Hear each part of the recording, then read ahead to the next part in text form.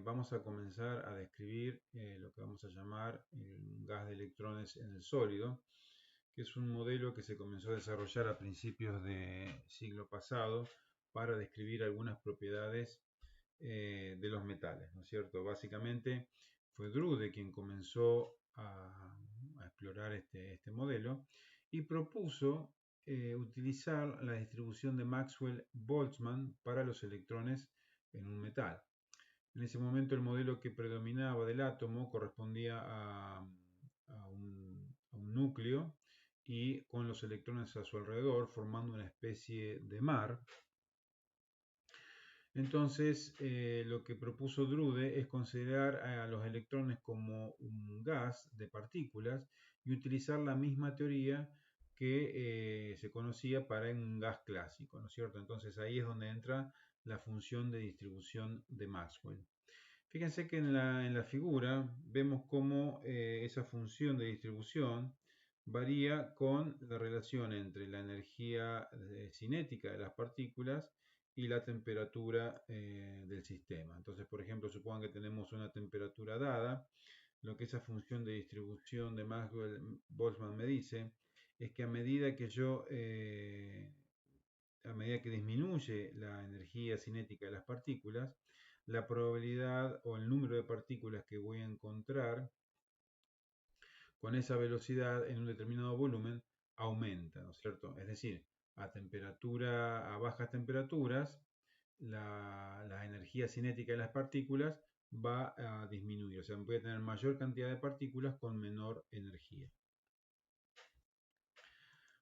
Entonces, un poco la idea de Drude es decir que el gas de electrones está formado por los denominados electrones de valencia. Por ejemplo, el caso típico es el del sodio, donde el electrón de valencia es uno solo y está en el nivel 3s1, como lo vimos en clases pasadas. Digamos. Entonces tenemos que el sólido en un metal está formado por el núcleo, los electrones que forman el core y luego un mar de electrones formado por los electrones de valencia que forman justamente ese gas de electrones que Drude propone modelar con la función de distribución de Maxwell-Boltzmann. Fíjense entonces, como para tener una idea de numeritos, si tenemos un mol de un material, tenemos 6 por 10 a la 23 átomos. Eso significa que en un centímetro cúbico tenemos la siguiente cantidad de electrones. Fíjense, a la densidad la dividimos por el peso molecular y obtengo el número de moles por centímetro cúbico. Si multiplico por el número de Avogadro, tengo el número de átomos. Y si multiplico por el número de electrones de valencia, tengo el número de electrones por centímetro cúbico. Eso me da la densidad de electrones por centímetro cúbico. Por ejemplo, para el sodio, si reemplazamos los números, los electrones de valencia es igual a 1, el peso molecular 23 gramos y la densidad aproximadamente 1 gramo, nos da que tenemos del orden de 2,6 por 10 a la 23 electrones en ese gas por centímetro cúbico, es decir, un número muy, muy grande. En este punto aprovechamos para definir lo que sería el volumen por electrón en ese gas de electrones. Fíjense que si tenemos un volumen B para el cristal y divido por el número de electrones, es básicamente el recíproco de la densidad de electrones que calculamos anteriormente. Entonces al volumen que le asigno a cada electrón, le asigno una esferita de radio RS.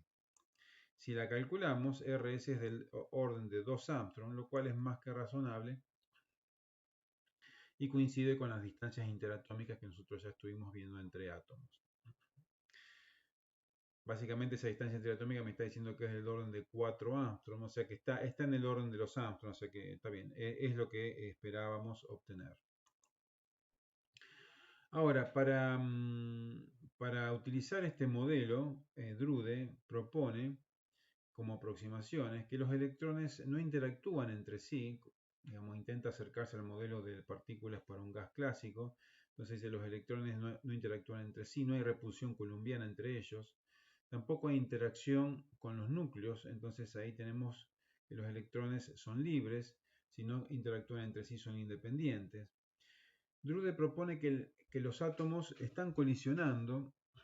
Él pensaba principalmente con los núcleos y propone que esas colisiones son instantáneas, es decir, no tienen memoria de lo que sucede antes y y que los electrones cambian de dirección abruptamente, digamos. También introduce un tiempo de relajación que está relacionado con las colisiones, donde básicamente ese tiempo de relajación me mide cuál es el tiempo promedio de viaje de un electrón entre colisión y colisión, ¿no? Entonces, un poco la idea es, si yo miro un electrón en un instante, a partir de ese instante puede transcurrir un tiempo tau hasta que colisione nuevamente, ¿no es cierto? Y finalmente, luego de esa colisión, el tiempo o el electrón se encuentra en equilibrio térmico. Entonces, con todas estas aproximaciones, Drude utiliza lo que se conoce para los gases, para un gas de partículas, y encuentra resultados interesantes. Por ejemplo, el resultado más importante que obtiene Drude es poder explicar la conductividad eléctrica en estos metales, ¿no es cierto? Básicamente, recuerden que la conductividad eléctrica se rige por la ley de Ohm, donde la diferencia de potencial entre dos puntos es igual a la corriente que circula por la resistencia. Digamos, en términos microscópicos, sería que la densidad de corriente es proporcional al campo eléctrico y la constante de proporcionalidad es la conductividad eléctrica, sigma, que Drude encuentra que depende de la densidad de electrones del metal, del tiempo de relajación que se definió entre colisiones, digamos, entre colisión del electrón con los iones, que básicamente son los átomos, y también dividido la masa del electrón. Entonces, esta es obviamente una explicación muy importante, que es un buen resultado para el modelo de Drude. El siguiente resultado que llamó mucho la atención es relacionado con la ley de Wiedemann-Franz. Básicamente en esa época había muchos resultados de conductividad térmica y conductividad eléctrica, y lo que se encontró en ese momento es que el cociente entre la conductividad térmica y la conductividad eléctrica dependía linealmente de la temperatura, donde la constante de proporcionalidad sistemáticamente en la mayoría de los metales tiene un valor de 2.2 por 10 a la menos 8 vatios ohm dividido Kelvin. Este resultado es llamativo porque este número se mantiene cercano a este valor en un número muy importante de metales. Entonces era, digamos, una ley o una relación que había que chequear para ver si si un modelo funciona o no. Básicamente la relación entre la conductividad térmica y la conductividad eléctrica que vemos aquí tiene relación con el calor específico, la energía cinética de las partículas, en este caso los electrones, y de la densidad de esas partículas. Si queremos usar el modelo de un gas clásico para ese gas de electrones en el sólido, entonces el calor específico por partícula o por electrón es básicamente 3 medios de K de Boltzmann, ¿no es cierto? Mientras que la energía cinética sería 3 medios de K de Boltzmann por T. Cuando reemplazamos estas dos expresiones para el calor específico de los electrones y su energía cinética en la relación entre la conductividad térmica y la conductividad eléctrica, lo que se obtiene es que esa constante de proporcionalidad resulta 1.1 por 10 a la menos 8 vatios ohmios por Kelvin, es decir, un valor muy cercano a ese valor 2.2 que se obtiene experimentalmente.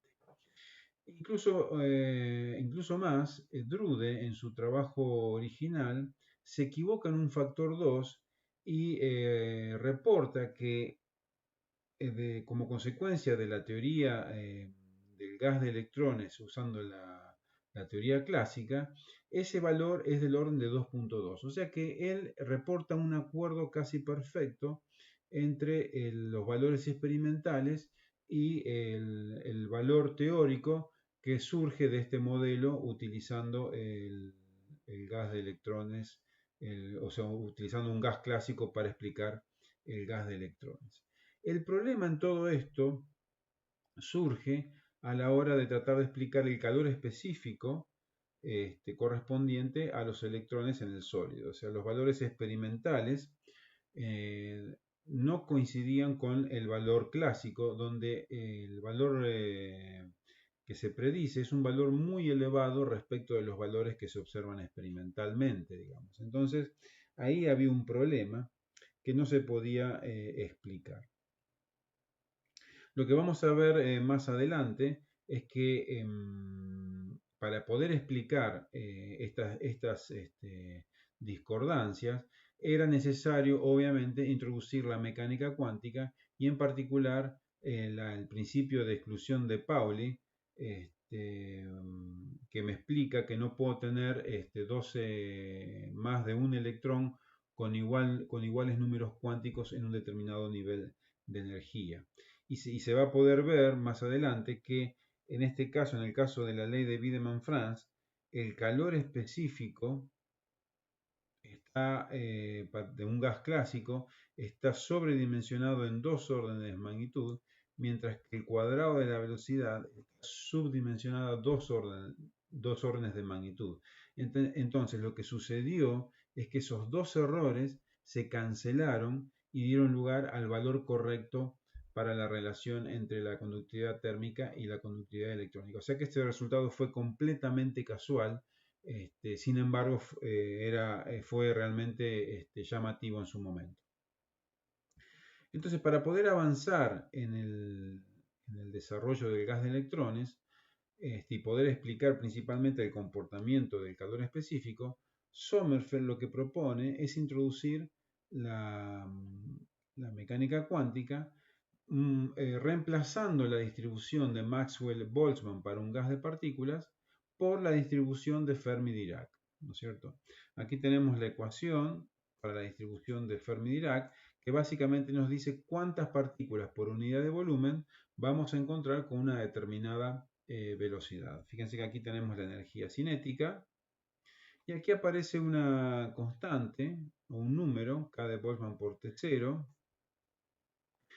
va a estar relacionado con la normalización de esa función de distribución. O sea, básicamente yo lo que voy a querer es que la integral de esta función de distribución en todo el espacio de velocidades me dé como resultado el número de partículas que yo tengo en el sólido, ¿no es cierto? O sea, básicamente que me dé la función, el valor n de partículas por unidad de volumen. Bueno, como consecuencia de esa igualdad se obtiene el valor de E sub 0. Si comparamos en la figura las dos distribuciones, vemos que la función de Fermi-Dirac es prácticamente constante en un rango de energía importante, hasta un valor que corresponde a la energía de Fermi, donde, digamos, si encontramos partículas por debajo de ese valor de energía, por encima de ese valor de energía, no encontramos partículas con, digamos, energías mayores a ese valor. Bueno, eso obviamente lo vieron ustedes en mecánica estadística, nosotros lo vamos a repasar más adelante. Y lo que sucede es que a temperatura cero esta función es prácticamente un escalón, mientras que si aumenta la temperatura comienza a redondearse los bordes de esa función escalón. Esto lo vamos a ver más adelante. Pero hay una diferencia muy importante en la forma de la función de distribución de Fermi-Dirac, que es constante para energías menores a ese valor de energía, mientras que la función de Maxwell-Boltzmann es una exponencial que me predice un número muy importante de partículas con baja energía cuando bajo la temperatura, digamos, ¿no es cierto? Entonces ahí tenemos mucha diferencia en ambas funciones de distribución.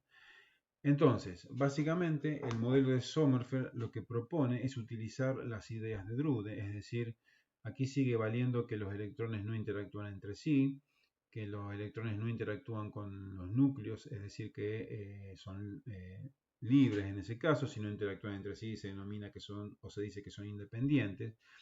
Se sigue proponiendo que existe un mecanismo de colisión en el sólido por parte de los electrones. En este caso ese mecanismo de colisión queda abierto, ya no es la colisión entre el electrón y el núcleo, digamos, sino que queda abierto, como vamos a ver más adelante, cuáles son los centros de scattering o los centros de colisión, entonces propone modificar solamente o analizar el problema utilizando la distribución de Fermi-Dirac en lugar de la de Maxwell-Boltzmann. Entonces vamos a ver qué es lo que se obtiene en ese caso.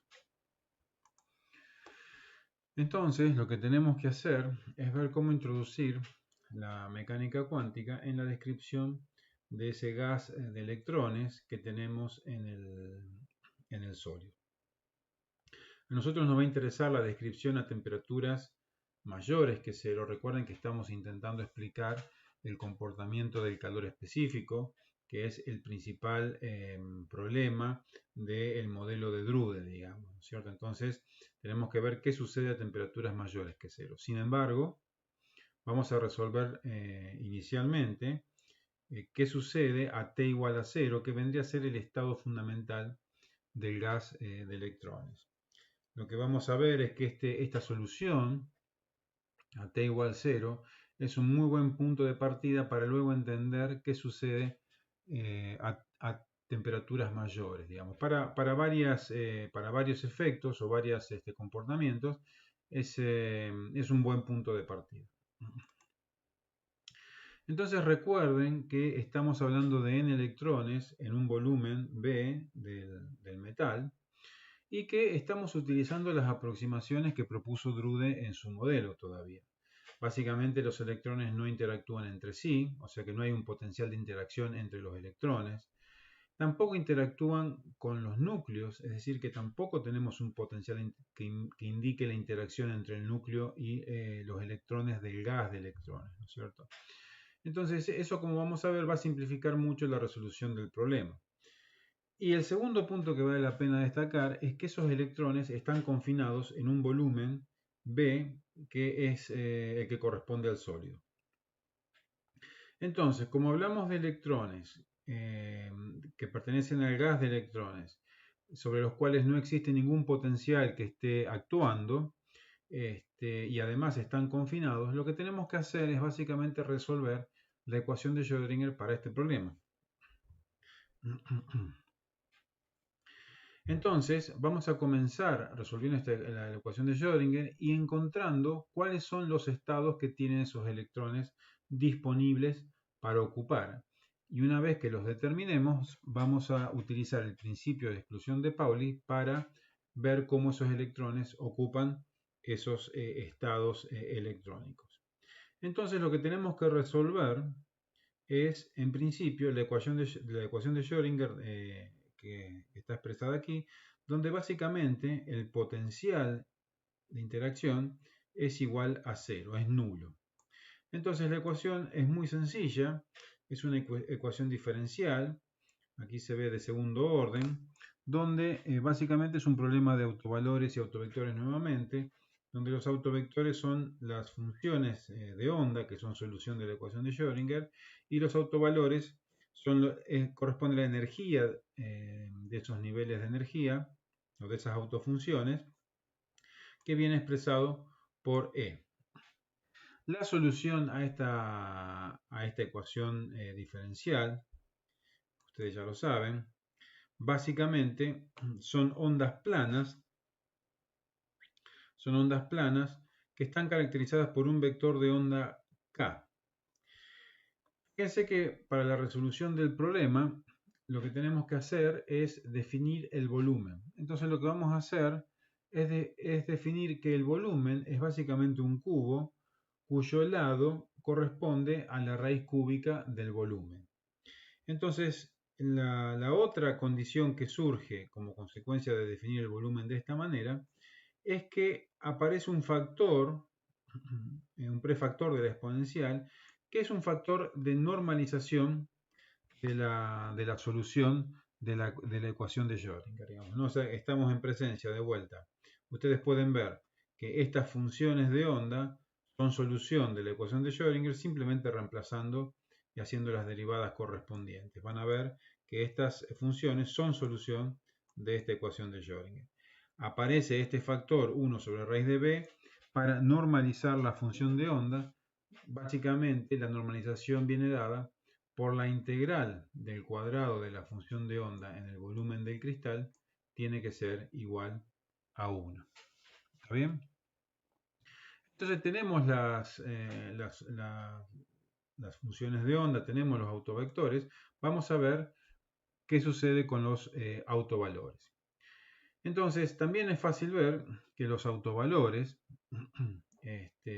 asociados a los autovectores, que quedan definidos por cada uno de ellos por un vector k, están relacionados, estos autovalores están relacionados justamente con estos vectores de onda k, con la expresión que todos conocemos, h cuadrado k cuadrado sobre 2m. O sea que aquí tenemos la energía de cada uno de los autovalores que corresponde, que está asociado a un autovector, que es una onda plana que queda determinada por un vector de onda k, pero el autovalor, que es la energía, también está asociado a ese vector de onda k, digamos. Fíjense que es interesante ver qué sucede o qué representa h barra k. Y eso se ve muy fácil recordando el operador momento lineal, digamos, ¿no? Recuerden que el operador momento lineal en mecánica cuántica lo expresamos de esta manera. Entonces, si aplicamos el operador sobre la función de onda, que son autovectores de la ecuación de Schrödinger, lo que encontramos es que HK en realidad son los autovalores asociados a las funciones de onda del operador P. También aquí me faltó la función de onda, digamos. Entonces, fíjense que HK corresponde a los autovalores correspondientes al operador momento lineal y que están asociados a las funciones de onda. Es decir, que el operador P también es diagonal en esa base de funciones de onda y los autovalores del operador P corresponden a HK. ¿Está bien? Entonces, ahí vemos cuál es el significado del producto de H con K, digamos. Y en ese caso, bueno, es inmediato que la velocidad de los electrones la obtengo dividiendo el momento lineal con la masa de los electrones. Es decir, que la velocidad viene dada por HK dividido M. Finalmente, recordemos que el módulo del vector de onda de las ondas planas es igual a 2pi sobre lambda, donde lambda es justamente la longitud de onda de esa onda plana, ¿no? Entonces lo que nos falta para resolver definitivamente el problema es utilizar las condiciones de contorno del problema, lo que nos va a llevar a la cuantización de los resultados, en particular a la cuantización de estos vectores de onda K. Entonces aquí tenemos dos opciones. La primera de ellas es solicitar que la función de onda se anule en los extremos del sólido, digamos, en la superficie del sólido, hacer la función de onda 0, es decir, que se anule en la superficie.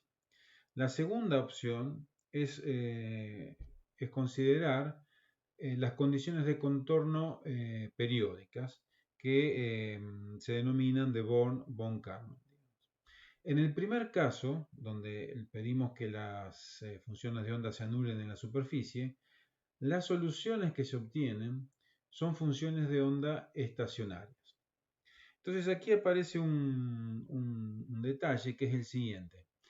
Nosotros vamos a querer describir procesos donde los electrones se desplazan en el sólido con funciones estacionarias. Entonces, en principio no resulta conveniente la descripción de esos electrones con este tipo de ondas y es mejor utilizar ondas que se desplazan en el espacio.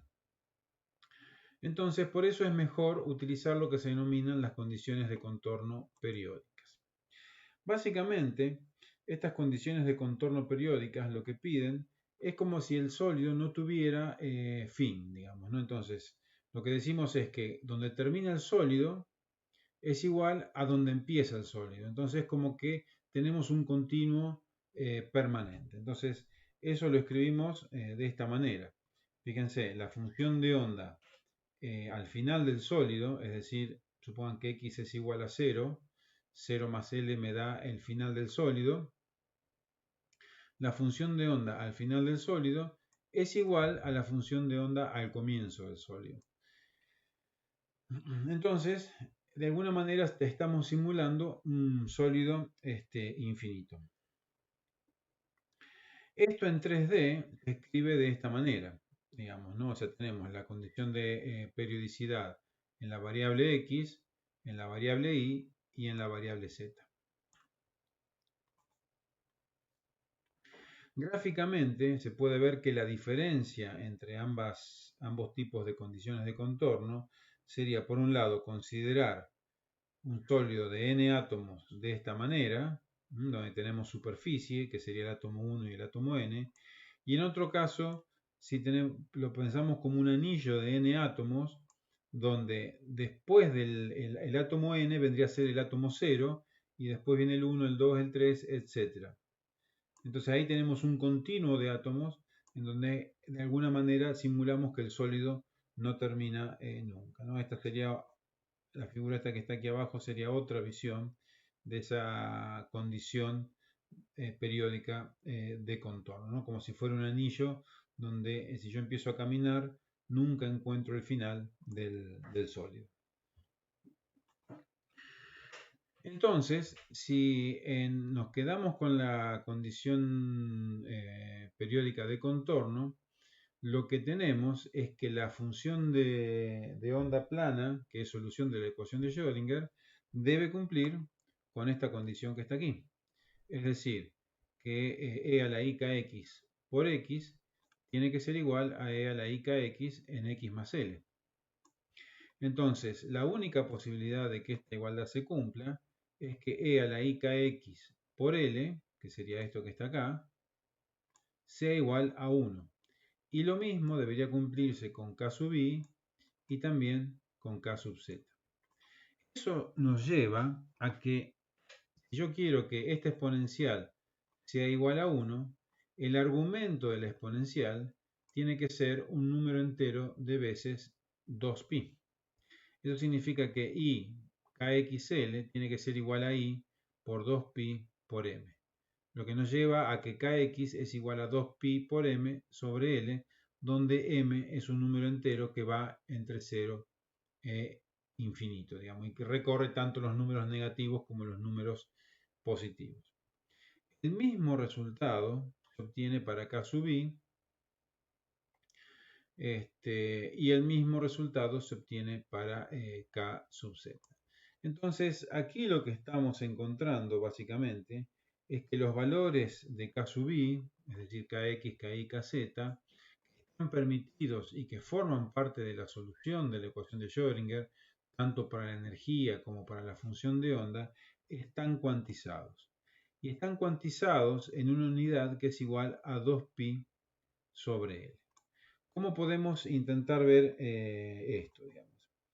Si graficamos en el espacio K, veámoslo en dos dimensiones, que es más sencillo de verlo, cuáles son todos los estados que están disponibles y los graficamos con un punto, vemos que todos esos estados, de alguna manera, están separados por una distancia 2pi sobre L, tanto en kx como en ky, y cada uno de estos puntos forma de alguna manera un vector de onda que es una posible solución de la ecuación de Schrödinger.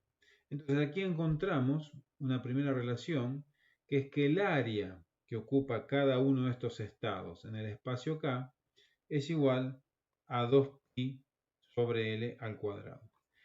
El resultado equivalente en 3 dimensiones sería que este grupo de puntos forma una red de puntos como si fuera una simple cúbica donde los puntos están separados 2pi sobre A.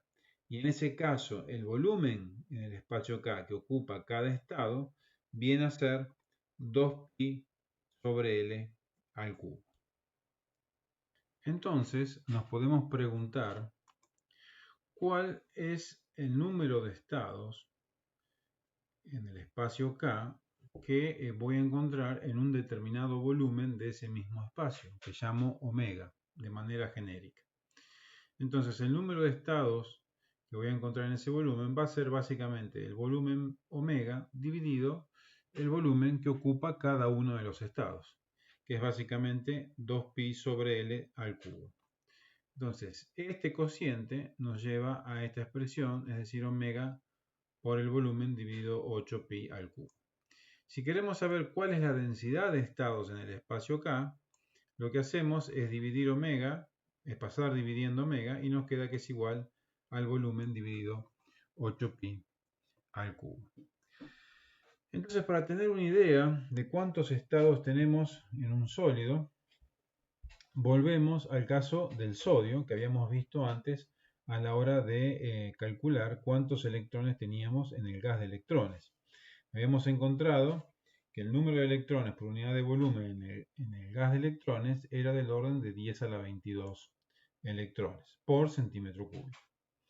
Entonces, si de acuerdo al principio de exclusión de Pauli, tenemos que colocar 2 electrones por cada nivel de energía, para completar y poder colocar todos los electrones que forman el gas de electrones, resulta que voy a necesitar 1.3 por 10 a la 22 estados electrónicos. O sea, 1 por 10 a la 22 estados electrónicos por centímetro cúbico. Entonces, ¿cómo es que construyo el estado fundamental? Bueno, tengo que poner toda esa cantidad de electrones en ese número de estados, empezando por el estado de menor energía. Y el estado de menor energía corresponde a K igual a 0. Entonces, ese estado sería el que se encuentra en el origen de coordenadas del sistema Kx, Ky, Kz. O sea que primero comienzo llenando este estado con 2 electrones, uno spin up y otro spin down.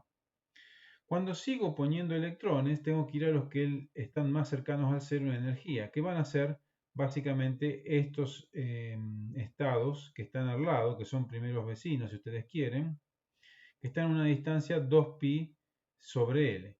Entonces lleno estos estados, tengo 3 aquí y otros 3 que no se ven, o sea que ahí pondré otros 12 electrones. Y así siguiendo, voy a ir llenando todos esos estados, siempre primero aquellos que estén desocupados y que tengan la menor, que me cueste la menor energía ocuparlos, ¿no es cierto? Ahora bien, si tenemos, por ejemplo, como en el caso del sodio, 10 a la 22 estados que ocupar, cuando terminamos de poner los últimos electrones, nos encontramos que todos los estados ocupados en el espacio K forman de alguna manera prácticamente una esfera, digamos, que es la que se denomina esfera de Fermi y que se ve aquí en la figura. O sea, cuando terminamos de llenar todos los estados, es tan grande la esfera, el radio de la esfera respecto de la dimensión 2pi sobre A, que prácticamente tenemos una esfera y podemos definir el radio que va a ser K sub, el vector de onda de Fermi o K sub F. Entonces, ese volumen de la esfera, que está completa con electrones y que forma lo que se denomina la esfera de Fermi y cuya superficie se denomina superficie de Fermi, tiene un radio que es el vector de onda de Fermi y el volumen entonces es igual a 4/3 pi por K de Fermi al cubo. Entonces, ¿cuál es el número de estados que tenemos en el volumen de la esfera de Fermi? Bueno, lo calculamos igual que antes. Fíjense que tenemos el volumen de la esfera de Fermi, que está aquí, dividido el volumen que ocupa cada uno de los estados. Eso nos lleva a este resultado, que es K de Fermi al cubo por el volumen dividido 6 pi cuadrado. Si yo quiero saber cuál es el número de electrones, y lo quiero saber por unidad de volumen, lo que tenemos es básicamente que pasar dividiendo, o sea, primero multiplicar por 2, o sea, si yo tengo este número de estados en el espacio K, tendré ese número por 2 de estados electrónicos disponibles. Entonces, este 6 pasa a ser un 3, y si quiero el número de electrones por unidad de volumen, por unidad de volumen, sí, lo que tengo que hacer es dividir por el volumen, y lo que obtengo es que ese valor es igual a K de Fermi al cubo sobre 3 pi cuadrado. Como consecuencia de lo que estuvimos viendo, aparecen algunas definiciones relacionadas con el estado fundamental del gas de electrones que estuvimos describiendo hasta ahora, digamos. Entonces aparece, por ejemplo, el momento lineal de los electrones que se encuentran en la superficie que definen los estados con mayor energía, que está relacionada con el vector de onda K sub f, que sería el radio de esa esfera o de ese volumen. La energía de Fermi está asociada también a los electrones que ocupan esa superficie que delimita los estados ocupados de los estados no ocupados, y también la velocidad de Fermi, que básicamente es el momento lineal dividido la masa. Entonces podemos a continuación trabajar un poquito lo que estuvimos haciendo hasta ahora y expresar, por ejemplo, el vector de onda de Fermi en función de la densidad de electrones, y un pasito más allá en función de esa variable que definimos al principio de la clase, RS, o de ese parámetro, RS, que define el radio del volumen que le correspondería a cada electrón en el gas de electrones, digamos, ¿no es cierto? Entonces, fíjense que n ya depende de K de Fermi, o sea que puedo despejar K de Fermi y reemplazando n por esta expresión donde aparece RS como parámetro. Si hacemos eso, lo que vamos a encontrar es que K de Fermi es igual a una constante por 1 dividido el radio de la esfera que ocupa cada uno de esos electrones, en el gas de electrones.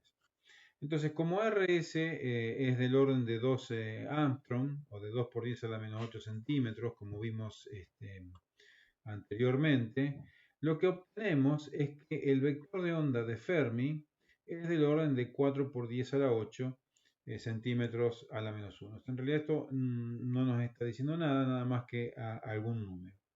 Sin embargo, podemos calcular cuál es la velocidad de Fermi asociada a esos electrones que están en esa superficie.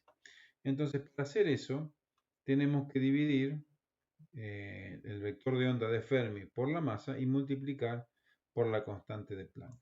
Ahí nuevamente obtenemos una constante multiplicado por 1 sobre RS. Entonces, nuevamente, si RS es del orden de 2 Armstrong, encontramos que la velocidad de Fermi es del orden de 2 por 10 a la 8 centímetros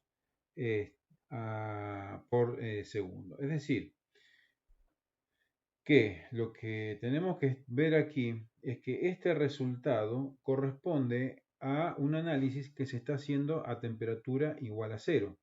Es decir, que el uso de la mecánica cuántica para explicar el gas de electrones, es decir, determinamos cuáles son los estados electrónicos y después los comenzamos a llenar de acuerdo al principio de exclusión de Pauli, nos lleva a que a temperatura igual a cero tenemos electrones que están a una velocidad muy elevada y que compara de una manera bastante importante con lo que predice el modelo clásico, en donde cuanto más baja es la temperatura, lo que tenemos son partículas con cada vez menor energía cinética, digamos. Entonces, este resultado es claramente contrastante con lo que predice la mecánica clásica.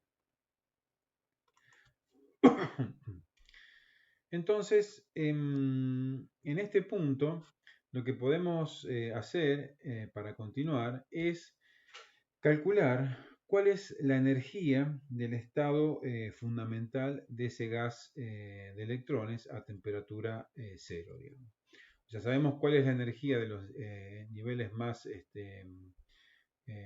externos de esa esfera de Fermi, o de esa esfera en el espacio K, pero podemos calcular cuál sería el promedio, cuál sería la energía total de esa esfera y cuál es la energía por átomo o por electrón que tenemos en ese gas de electrones. Entonces, para hacer eso, lo que tenemos que hacer es sumar toda la energía correspondiente a cada uno de los estados en el espacio K que quedan dentro de la esfera de Fermi. Ahora, cada uno de esos estados contiene 2 electrones, es decir que por eso tengo que multiplicar la energía de cada estado por 2. Entonces podemos recordar que el volumen que ocupa un estado en el espacio K es básicamente 2pi al cubo sobre L al cubo, donde L al cubo es el volumen del cristal. Entonces podemos multiplicar y dividir por delta K y 2pi sobre L al cubo. Entonces tenemos que la energía total la podemos expresar de esta manera. Es decir, lo mismo que teníamos antes, nada más que ahora multiplicamos y dividimos por lo mismo. Ahora bien, si el volumen es muy grande, tenemos un lado de ese cubo que define el volumen, que también va a ser muy grande, y por lo tanto delta K va a ser muy chiquitito, tan chiquitito que podemos pensar que tiende a cero. Y si hacemos tender delta K a cero, podemos reemplazar la sumatoria por una integral. Eso lo estamos haciendo aquí. Fíjense que acá vemos cuál es el límite cuando el volumen tiende a infinito de la sumatoria anterior, que nos quedaría de esta manera, es decir, una sumatoria, sacamos algunas constantes afuera de la sumatoria, entonces nos queda una sumatoria de la energía de cada uno de esos estados, multiplicado por ese delta K, que cuando lo hacemos muy chiquitito, porque el volumen es muy grande, esta sumatoria resulta en una integral sobre la esfera de Fermi en el espacio K. Bueno, ahí trabajamos un poquitito esa integral y podemos calcular la energía por unidad de volumen, o sea que pasamos dividiendo el volumen y reemplazamos el diferencial de volumen en el espacio K por el 4pi k al cuadrado diferencial de k. O sea que nos queda una integral muy simple de una función de k a la cuarta entre 0 y el límite de la superficie de la esfera de Fermi, que sería k de Fermi. Resolviendo esa integral, obtenemos que la energía por unidad de volumen tiene una forma de este tipo. Va como k de Fermi a la quinta, digamos. Otra cosa que podemos calcular es la energía por electrón que tenemos en ese estado fundamental del gas de electrones. Entonces, para hacer eso es simplemente multiplicar la energía por unidad de volumen en el estado fundamental por el recíproco de la densidad electrónica, que es básicamente el número de electrones dividido el volumen del cristal. Eso básicamente, y la densidad de electrones por unidad de volumen, recuerden que es kF al cubo dividido 3pi al cuadrado. Si simplificamos, lo que obtenemos es que la energía por electrón en el estado fundamental es 3/5 de la energía de Fermi. Bueno, y para ir terminando, otra variable que es importante, otra función que es importante mencionar, es la función densidad de estados de energía. Esta función nos indica, de alguna manera, cuántos estados tenemos disponibles en un determinado, alrededor de un determinado valor de energía, ¿no es cierto? Básicamente la vamos a denominar con la letra D o también con la letra G. Entonces, para calcular la función densidad de energía, recordamos que la densidad de electrones por unidad de volumen viene expresado con el momento, con el vector de onda de Fermi al cubo dividido 3pi al cuadrado. Entonces podemos despejar K de Fermi y expresar la energía de Fermi en función de la densidad de estados por unidad de volumen, o densidad de electrones por unidad de volumen. Entonces lo que obtengo es una expresión de este tipo. Fíjense que lo que tengo acá es básicamente la energía de Fermi en función del número de electrones que tengo en el gas de electrones en el estado fundamental.